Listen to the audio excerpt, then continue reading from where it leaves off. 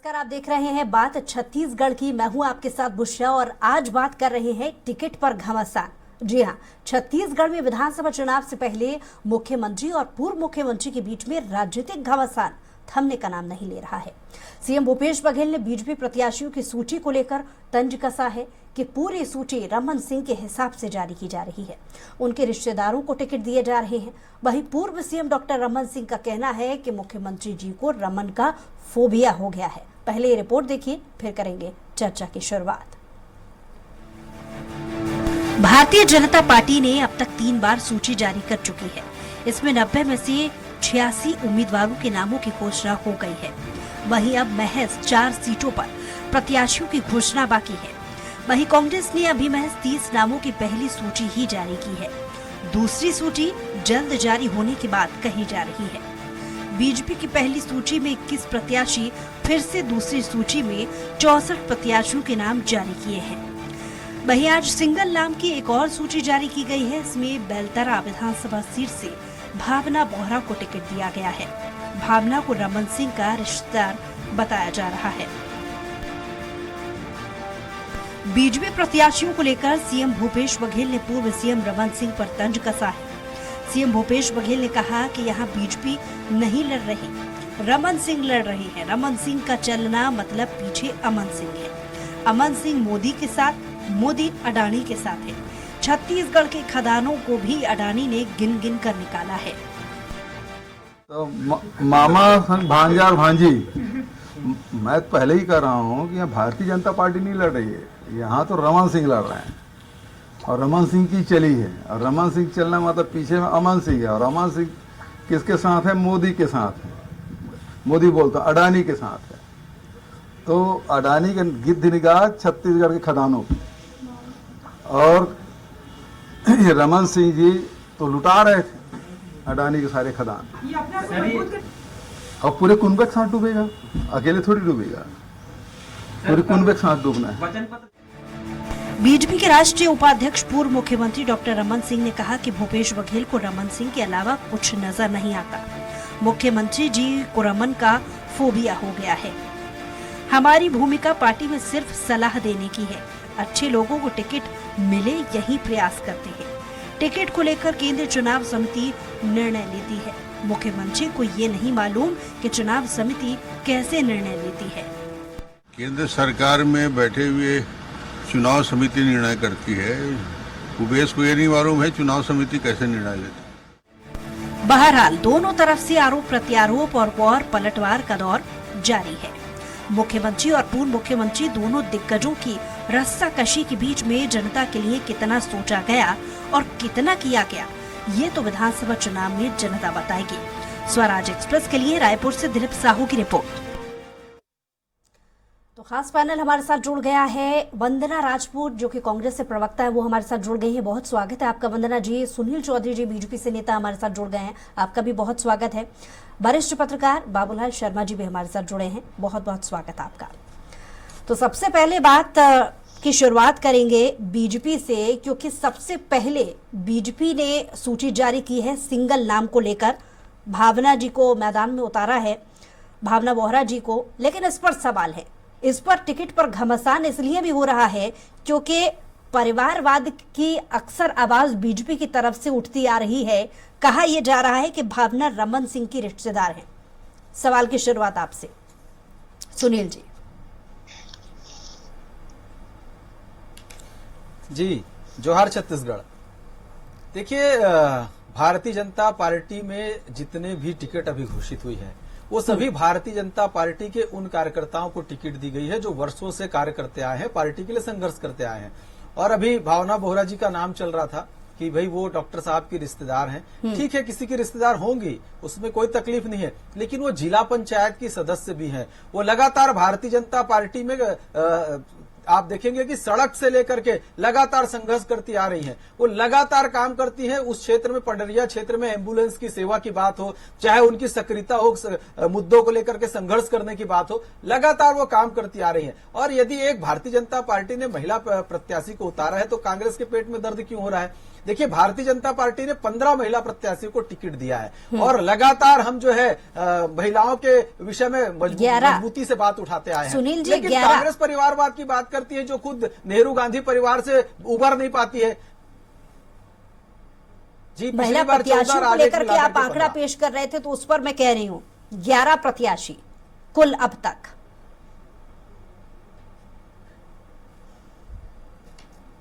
जी, खैर आंकड़े में हो सकता है कुछ फेरबदल हो, चूंकि अभी हमने गिना था तो हमें ये आंकड़ा मैं इसलिए दुरुस्त कर रही हूँ और मैं आपको बता दूं कि अक्सर बीजेपी कुछ दिन पहले से ये नारा दे रही थी कि महिला आरक्षण को लेकर के बहुत ज्यादा कहती नजर आ रही थी बीजेपी। महिला आरक्षण में यहां पर भी बीजेपी पीछे है। वो इसलिए क्योंकि अब तक की भले ही 7 नाम अभी, क्योंकि देर शाम तक जो नई लिस्ट जारी हुई है 53 नामों की कांग्रेस की, उसमें कुल आंकड़ों के हिसाब से 7 नाम भले ही अभी बचे हों, लेकिन इसमें भी कांग्रेस आपसे आगे है। सबसे ज्यादा महिला प्रत्याशी कांग्रेस ने उतारे। सुनील जी, देखिए, भारतीय जनता पार्टी सब मामलों में आगे है। लगातार भारतीय जनता पार्टी ने सबसे पहले महिला आरक्षण, मेरा सवाल सुना नहीं आपने। जनता पार्टी के कांग्रेस आपसे आगे है क्योंकि कांग्रेस से सबसे ज्यादा महिला प्रत्याशी और सत्र बुला करके देखिए, मैं कह रहा हूं कि आरक्षण, महिला आरक्षण का विधेयक जो है वो कांग्रेस तो सालों से लटकाती रही ना। आज महिलाओं को आरक्षण दिया किसने दिया? मोदी जी की सरकार ने दिया। और भारतीय जनता पार्टी में लगातार महिलाओं का सम्मान है, विभिन्न पदों में महिला है और महिलाओं को सम्मान देते गए। आने वाले समय में देखिए सबसे पहले पालन होगा। सवाल आप ही की पार्टी पर है कि आरक्षण की बात का जिक्र बीजेपी जरूर निकालती है लेकिन इंप्लीमेंट कांग्रेस ने किया है।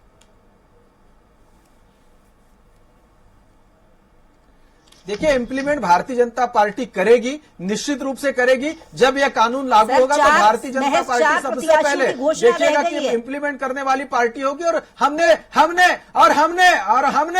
ही इसको कानून बनवाया है। भारतीय जनता पार्टी ने ही दिया है देश को। ये तो लटकाते रहे, भटकाते रहे, अटकाते रहे, हुआ क्या? कुछ नहीं। और परिवारवाद की बात करने वाले ये तो नेहरू गांधी परिवार से उभर ही नहीं पाते। छत्तीसगढ़ में आप बात करोगे तो मैं बताऊंगा, अमितेश शुक्ला जी परिवार से आते हैं, अरुण वोरा जी परिवार से आते हैं, कर्मा परिवार यहां पर है, पंकज शर्मा जी को इन्होंने टिकट दिया है, वो सत्यनारायण शर्मा जी के सुपुत्र हैं, कुलदीप जुनेजा जी जो है वो बलबीर जुनेजा जी के भाई है। तो कांग्रेस की आप सूची निकाल करके देखेंगे तो सबसे ज्यादा परिवारवादी बहुत समय हो गया। सुनील जी, आपकी बातों पर रिएक्शन ले लेती हूँ वंदना जी से। वंदना जी, कितना इत्तेफाक आप रखती हैं सुनील जी की बातों से, और साथ ही इस पर भी एक रिएक्शन चाहूंगी कि आज सिंगल नाम की जो एक घोषणा भावना बोहरा जी को लेकर के जो बीजेपी की लिस्ट में आज हुई है, इस नीति को आप किस तरीके से देखती हैं? क्योंकि एक सिंगल नाम पर ही आज मंथन हुआ और लिस्ट जारी की गई।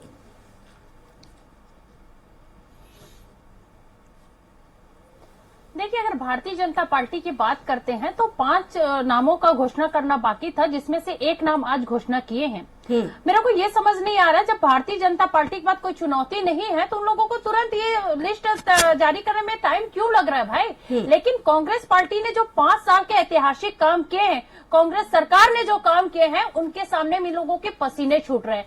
परिवारवाद की बात करते हैं, कौन से मुंह से परिवारवाद की बात करते हैं? इधर मामा को टिकट, उधर भांजा को टिकट, इधर भांजी को टिकट। पहले अपने गिरेबान पर झांक कर देखें, क्योंकि साहब आप जब एक उंगली हमारे तरफ उठाओगे तो 4 उंगली आपके तरफ उठेगी। आप महिला आरक्षण की बात करते हैं, आप जब सोचे भी नहीं थे उस समय महिला आरक्षण की जो बात है हमने संसद में रखा, और आप बहुत अच्छे से जानते हैं वाकई में आपका नियत और नीति साफ है। तो आपको अभी जो वर्तमान विधानसभा जो चुनाव हो रहा है, लोकसभा चुनाव हो रहा है, उसमें महिलाओं को फायदा मिलना चाहिए था जब आप 33% आरक्षण ला रहे तो। लेकिन आपकी नियत और नीति तो साफ है नहीं, उसको आप लोग लटका रहे हैं और भटका रहे हैं। दूसरी बात, अगर महिलाओं की बात करते हैं तो अभी 14 विधायक को टिकट मिल चुका है। 14 महिला विधायक को अभी प्रतिनिधित्व करने का मौका मिलेगा। और छत्तीसगढ़ में 60%, अगर पंचायती राज की बात करते हैं तो 60% महिलाएं छत्तीसगढ़ में प्रतिनिधित्व कर रही है। कांग्रेस कहती नहीं है, वो करके दिखाती है। रही बात आप लोगों के केंद्रीय नेतृत्व बार बार छत्तीसगढ़ में आते हैं, झूठ बोल करके चले जाते हैं। आप कल के बयान में मैं वंदना जी, अमित शाह जी के बयान को एक देखिए, बात पर और रिएक्शन में आपसे चाहूंगी। आप ही के पार्टी के नेता लटाऊंगा करके। अब आपने जिक्र छेड़ दिया है, तो आप ही के पार्टी के जो नेता हैं वो इस बात को लेकर के भी सवाल उठा रहे हैं कि पूरी जो लिस्टिंग हो रही है वो पूर्व के मुख्यमंत्री भूपेश, माफ कीजिए, रमन सिंह द्वारा प्रायोजित है। पूरा जो उसका रोड मैप तैयार किया गया प्रत्याशियों के चयन को लेकर के वो पूर्व मुख्यमंत्री रमन सिंह द्वारा है। तो ये आरोप कैसे, और अगर है तो खैर इनका पार्टी का अंदरूनी मामला, अगर देखिए एक्चुअली में हाँ बात पूरी कर लीजिए वंदना जी। देखिए भारतीय जनता पार्टी के अंदरूनी मामला है, लेकिन हम भाजपा का देखते हैं कि भाजपा में कितने गुट में बटे हुए हैं। एक गुट बृजमोहन सिंह का गुट है, एक गुट है रमन सिंह का, एक है अजय चंद्राकर जी का, तो ये और एक गुट है साव जी का। तो इन लोगों का गुट अलग अलग बटे। खैर उन लोगों का ये अंदर की बात है, इस पर मैं जाना नहीं चाहूंगी। लेकिन आप देखेंगे कि लोगों का जो अंतर कला है, आज भी जहां जहां पर इन्होंने प्रत्याशी घोषित किए वहां पर कितना विरोध हो रहा है। लेकिन आप देखेंगे कि यहाँ पर उनकी अंदरूनी पार्टी के अंदरूनी फैसला है ये। लेकिन आप लगातार देख रहे हैं कि भारतीय जनता पार्टी के जो स्थानीय नेता है यहाँ पर छत्तीसगढ़ में बिल्कुल कुछ काम नहीं किए। इसलिए आज देख रहे हैं कि केंद्रीय नेतृत्व को आकर के कमान संभालना पड़ रहा है। लगातार वंदना जी लौट रही हूँ आपके पास। बाबूलाल जी भी हमारे साथ लगातार जुड़े हुए हैं। और भी राज्य में बाबूलाल चुनाव है, लेकिन जी, छत्तीसगढ़ में आज दोनों ही पार्टियों ने अपनी अपनी सूची जारी की। टिकट पर घमासान किस तरीके से देखेंगे आप?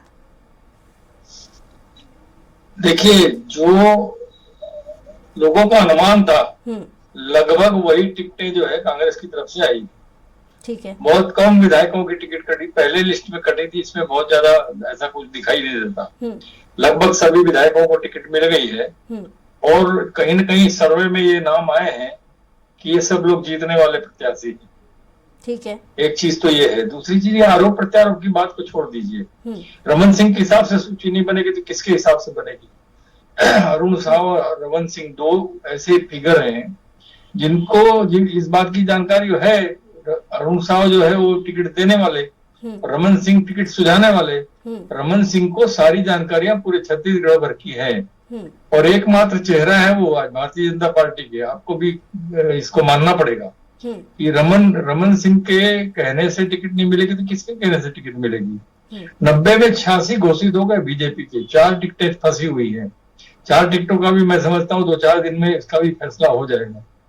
90 में 83 टिकटें जो है कांग्रेस ने दे दी, 7 टिकटें इनकी भी रुकी हुई है। इसमें सबसे महत्वपूर्ण जो है जगदलपुर की है। तो जगदलपुर में जो है वो फैसला ठीक से नहीं हो पा रहा है। और जो भी चीजें आरोप प्रत्यारोप है, वो आरोप प्रत्यारोप जो है वो किसी प्रकार के, जैसे भूपेश बघेल ने कहा कि अडानी और अमन सिंह इसके पीछे है, वो लिंक जोड़ा उन्होंने। रमन सिंह के पीछे अमन सिंह अडानी ग्रुप में है। जैसा कि उन्होंने बड़ा अच्छे से आज कॉन्फ्रेंस में उन्होंने एक अच्छा उदाहरण पेश किया, बहुत अच्छे तरीके से उन्होंने समझाया कि लिंक किसका कहाँ है। इसका असर आप कितना होता हुआ देख सकते हैं। इस स्टेटमेंट का छत्तीसगढ़ में चुनाव से पहले कितना असर हो सकता है? बाबूलाल जी, देखिए, जनता है, जनता जैसा सोचे। उन्होंने तो लिंक बता दिया कि रमन सिंह के पीछे अमन सिंह दिल्ली में आज अडानी कंपनी से जुड़े हुए हैं। आप इस बात को समझ लीजिए, अडानी की खदानें यहाँ पर अटकी हुई है छत्तीसगढ़ में। तो निश्चित रूप से ये रणनीतिक रूप से माना जा सकता है कि कहीं ना कहीं अडानी का भी सहयोग यहाँ पर होगा ताकि उसकी सरकार आए और खदानें उनको रिलीज हों। तो ये अनुमान लगाना तो गलत नहीं है। निश्चित रूप से उन्होंने लिंक बिल्कुल फिट किया है, सही फिट किया है। और ये सच भी है, जो उन्होंने लिंक बताया वो सच है। रमन सिंह के साथ अमन सिंह आप सब लोग जानते हैं, अमन सिंह अडानी ग्रुप में है, ये सब लोग जानते हैं। अडानी जी की खदानें रुकी हुई है, ये भी सब लोग जानते हैं। तो लिंक जोड़ना गलत नहीं है, लेकिन असर कितना पड़ेगा लोगों के ऊपर में? आज अडानी का नाम जिस तरीके से चल रहा है तो लोगों पर असर कितना पड़ेगा वो तो देखने वाली बात हो जाएगी कि लोग उसको किस रूप में लेते हैं, कैसे लेते हैं, और इस बात को स्वीकार करते हैं या नहीं करते, ये तो अलग मुद्दा है। सुनील जी, भले ही कांग्रेस इस बात को लेकर के बार बार टीज करने की कोशिश कर रही हूँ, बीजेपी पूरा जो डिस्कशन है या पूरा जो इम्प्लीमेंट है या प्रत्याशियों का जो चयन है वो रमन सिंह का है, लेकिन सवाल इसलिए उठ रहा है क्योंकि परिवारवाद की बात बार बार बीजेपी कहती रही है। दूसरी एक चीज, इसका फायदा या नुकसान होता हुआ कितना आप देख रहे हैं?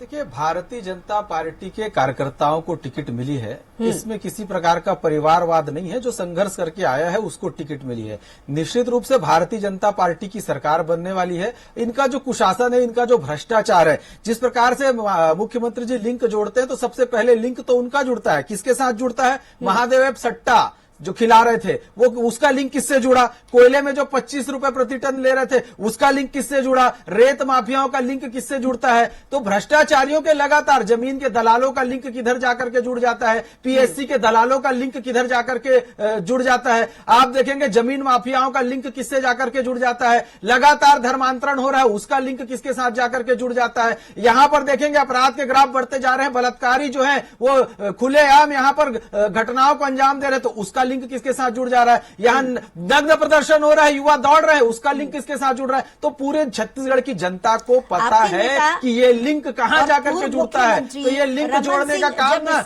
जो माननीय मुख्यमंत्री जी कर रहे हैं, जनता यहां पर करके बैठी हुई है। तो वो कहते हैं कि मुख्यमंत्री भूपेश बघेल को रमन सिंह का फोबिया हो गया है। इस स्टेटमेंट पर आपसे छोटा सा एक रिएक्शन चाहूंगी। और अगर चलिए मान भी लिया जाए कि फोबिया हो भी गया है, तो बीजेपी को इससे कितना फायदा मिलेगा? मैं तो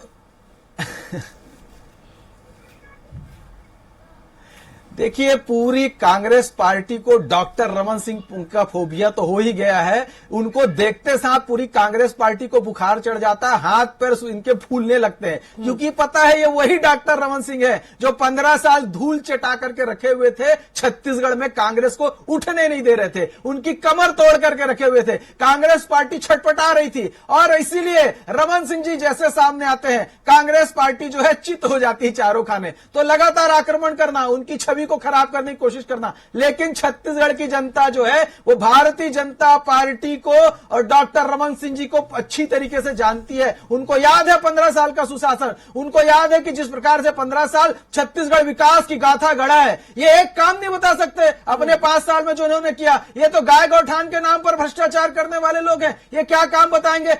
छत्तीसगढ़ में विश्व स्तरीय शिक्षण संस्थान किसी ने लाया तो डॉक्टर रमन सिंह जी ने लेकर के आया। आप देखेंगे गांव गांव में विकास की गंगा बह गई, सड़कों का जाल बिछ गया, लोगों के आम जनजीवन जो है उसमें सुधार हुआ है, जो डॉक्टर रमन सिंह जी के कार्यकाल में हुआ है। इंफ्रास्ट्रक्चर लगातार डेवलपमेंट जो है डॉक्टर रमन सिंह जी के कार्यकाल में है। पूछा गया तो उन्होंने कॉन्फ्रेंस नहीं, मीडिया से बातचीत करते हुए उन्होंने ये जिक्र कर दिया कि अगर मैं प्रत्याशी का चयन कर भी रहा हूं तो शायद मुख्यमंत्री भूपेश बघेल को फोबिया हो गया है।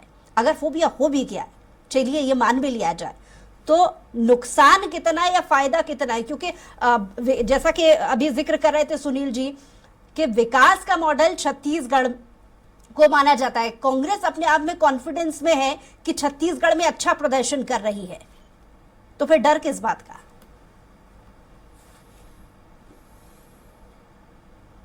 देखिए, डर तो भारतीय जनता पार्टी के नेता को है। इसीलिए आप देखेंगे कि केंद्रीय नेतृत्व यहाँ पर छत्तीसगढ़ में आकर के वातावरण को प्रदूषित कर रहे हैं। दूसरी बात है, यहाँ पर मेरे भाई पूछ रहे थे ये महादेव का लिंक किसके साथ है, पीएससी का लिंक किसके साथ है, तो मैं आपको बता दूं ये जितना भी लिंक है जा करके भाजपा नेताओं से के साथ में जाकर जुड़ रहा है। जितने भी लिंक है महादेव में सबसे पहले अगर कार्रवाई करने का काम किया तो कौन सी पुलिस ने किया? छत्तीसगढ़ की पुलिस ने किया ना। लेकिन उत्तर प्रदेश में छत्तीसगढ़ की पुलिस जाती है, उत्तर प्रदेश की पुलिस छत्तीसगढ़ की पुलिस को रोक दिया जाता है। इसका क्या कारण है? दूसरी बात, यदि आप बात करते हैं भ्रष्टाचार की, तो 15 साल में आप लोग ने इतना भ्रष्टाचार किए कि जनता त्रस्त हो गई थी। और 15 साल के शासन में आप लोग सिर्फ 14 सीट में सिमट गए भाई। दूसरी बात, यदि आप जानना चाहते कि छत्तीसगढ़ में क्या विकास हुआ, तो आपको जनता के पास जाना पड़ेगा। जनता आपको बताएगी। अगर मैं यहाँ पर बोलूंगी तो आपको लगेगा कि ये कांग्रेस की प्रवक्ता है तो कांग्रेस के लिए सफाई दे रही है। लेकिन आप वाकई में जनता के संपर्क में है, किसानों के संपर्क में है, तो किसान बताएंगे कि भैया आप लोग 2100 रुपए समर्थन मूल्य में बोले थे, लेकिन आप लोग झूठ बोले थे। और 300 रुपए बोनस की बात की थी, वो भी झूठ बोले थे। लेकिन कांग्रेस की सरकार ने कहा था कि हम लोग 2500 रुपए समर्थन मूल्य देंगे, लेकिन कांग्रेस की सरकार ने 2610 रुपए समर्थन मूल्य दे रहे हैं। आपको बताएंगे कि कैसे राजीव गांधी न्याय योजना के माध्यम से किसानों के साथ न्याय हो रहा है। आपको बताएंगे कि अब किसानी फायदे के लिए धंधा किया जाता था, पहले मजबूरी में करते थे। अब आपको बताएंगे कि आपके समय में सिर्फ 12 लाख जो किसान है, किसी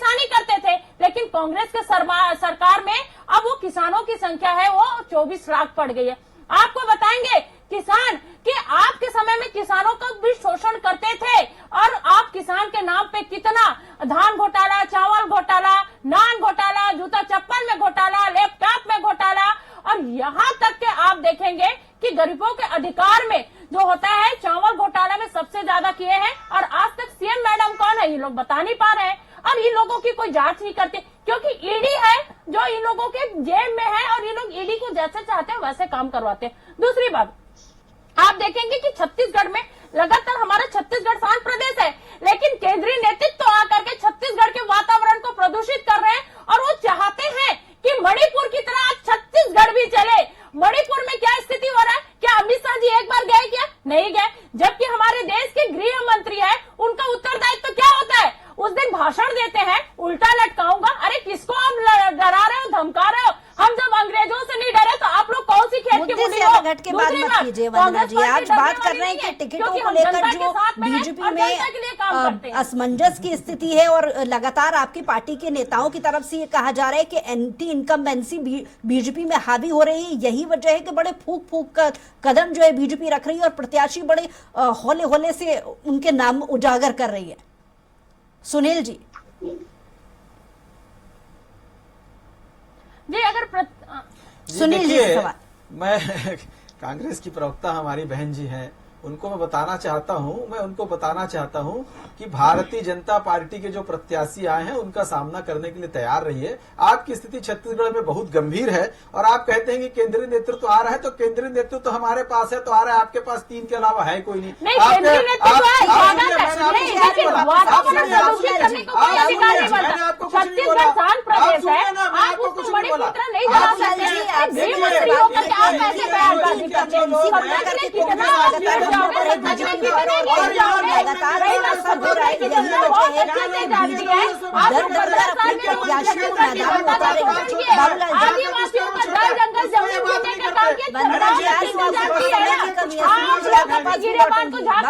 छत्तीसगढ़ की जनता के साथ 15 साल में कितना शोषण किए।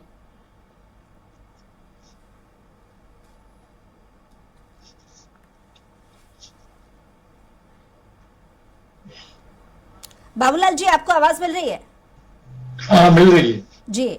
बाबूलाल जी, एंटी इनकम्बेंसी का जिक्र बार बार कांग्रेस कर रही है, इसका असर बीजेपी पर हो रहा है। क्या यही वजह है कि बहुत फूक फूक कर कदम बीजेपी उठा रही है और अपने प्रत्याशियों को बहुत सोच समझ के उतार रही है मैदान में, लेकिन असर कहीं ना कहीं अधूरा है?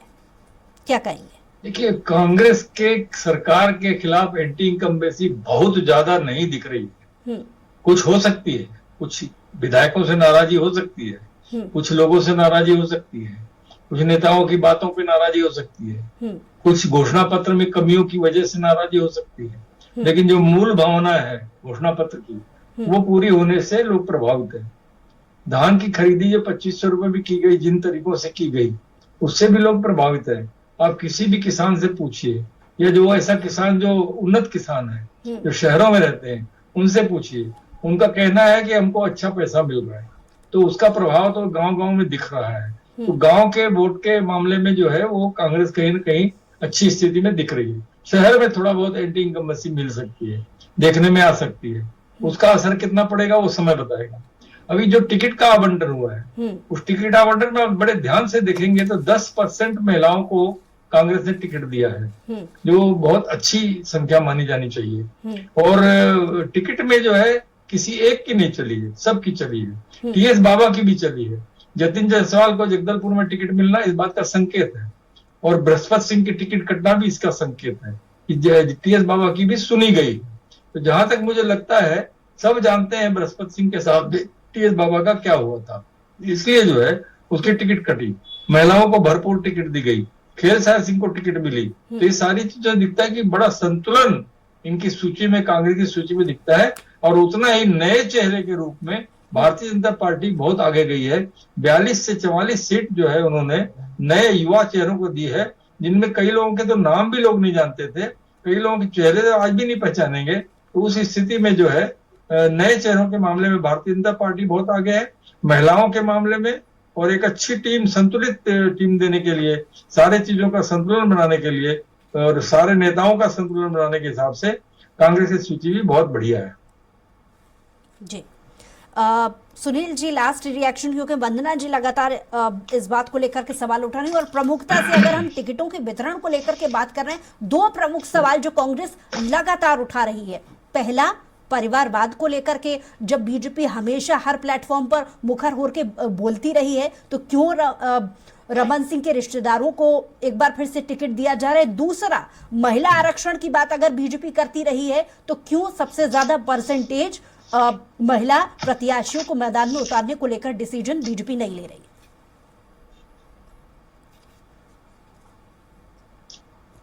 देखिए, भारतीय जनता पार्टी ने जो टिकट वितरण किया, मैं आपको बता दूं, एसटी वर्ग की 30 प्रत्याशी हमारे मैदान में, एससी वर्ग के 10 प्रत्याशी मैदान में, ओबीसी के 31 प्रत्याशी मैदान पर है। हमने पहली बार जिनको टिकट दिया, ऐसे 43 लोग हमारे बीच में है और उसमें से 32 जो है युवा प्रत्याशी है, जो युवा है 35 साल के आसपास, 40 साल के आसपास के लोग हैं। भारतीय जनता पार्टी ने सभी समीकरणों को ध्यान में रखते हुए और इस छत्तीसगढ़ की शोषित पीड़ित और जनता के लिए आवाज उठाई। हमने बीरनपुर में जिस प्रकार से एक जघन्य हत्याकांड हुआ था, हमारे किसान पुत्र, हमारे गरीब जो है वो हमारे उनको ईश्वर साहू जी को हमने टिकट यहां पर दिया है। ये भ्रष्टाचारी बता नहीं सकते कि शराबबंदी का वादा क्या हुआ, ये बता नहीं सकते कि अनियमित कर्मचारियों को क्या हुआ, ये महिलाओं के साथ छल करने वाले, किसानों का जो है धान का पैसा केंद्र की सरकार देती है, ये लोग नहीं देते, ये 200-300-400 रुपए बांट करके श्रेय लेने का काम करते हैं। किसानों का रकबा काटने वाले ये लोग हैं। छत्तीसगढ़ के युवाओं को, उनके रोजगार को बेचने वाले ये लोग हैं। छत्तीसगढ़ में जिस प्रकार से अराजकता का माहौल आज है, पूरे छत्तीसगढ़ की जनता चाहती है कि ये सरकार रहना नहीं चाहिए। और वंदना जी, आपका भी बहुत शुक्रिया हमारे साथ जुड़ने के लिए और वरिष्ठ पत्रकार हमारे साथ जुड़ने के लिए, उनका भी बहुत शुक्रिया। तो छत्तीसगढ़ में विधानसभा चुनाव से पहले मुख्यमंत्री और पूर्व मुख्यमंत्री के बीच में राजनीतिक घमासान थमने का नाम नहीं ले रहा है। सीएम भूपेश बघेल ने बीजेपी प्रत्याशियों की सूची को लेकर तंज कसा, तो पूरी सूची रमन सिंह के हिसाब से जारी की जा रही है और उनके रिश्तेदारों को टिकट दिया जा रहा है। अब ये देखने वाली बात होगी कि इन तमाम आरोप प्रत्यारोपों का असर जनता पर कितना पड़ता है। हमारी खास पेशकश टिकट पर घमासान में इतना ही। कुछ और खबरों के लिए देखते रहिए स्वराज एक्सप्रेस।